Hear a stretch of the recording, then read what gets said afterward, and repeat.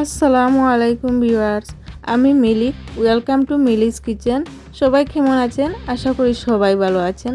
আজকে আমি যে রেসিপিটা শেয়ার করব সেটা হচ্ছে দুধ পাস্তা অথবা পাস্তার পায়েস।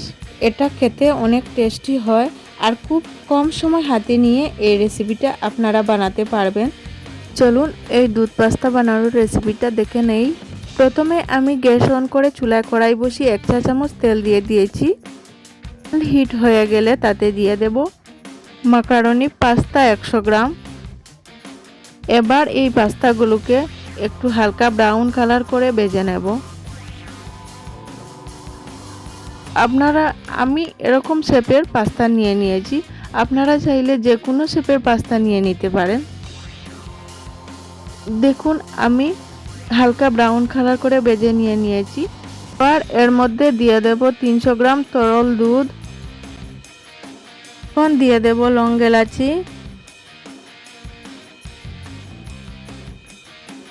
লঙ্কার এলাচিগুলো মিশিয়ে নেব। এবার দিয়ে দিলাম তেজপাতা, আবারও একটু নাড়াচাড়া করে নিলাম। এবার দিয়ে দেব হাফ কাপ চিনি।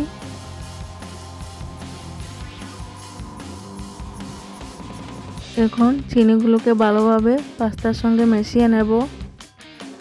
এবার দিয়ে দেব দিয়ে রাখা কিশমিশ। এবার দিয়ে দেব ঢাকা। 10 মিনিট কুক হতে হবে। দেখুন 10 মিনিট হয়ে গেছে। এবার ঢাকনাটা সরিয়ে নিলাম। দেখুন আমার পাস্তা পারফেক্টলি রেডি হয়ে গেছে, একেবারে পুরোপুরি সেদ্ধ হয়ে গেছে। একবার হলেও ঘরে ট্রাই করবেন, আশা করি আপনাদের ভালো লাগবে। এবার গ্যাসের ফ্লেম অফ করে নেব। এই দুধ পাস্তা অথবা পাস্তার পায়েস রেসিপিটি আপনারা লুচি, রুটি, পরোটার সাথেও সার্ভ করতে পারবেন। আশা করি খুবই ভালো লাগবে। এই দুধ পাস্তা রেসিপিটি যদি আপনাদের ভালো লাগে তাহলে আমার চ্যানেলটাকে সাবস্ক্রাইব করতে একদম ভুলবেন না।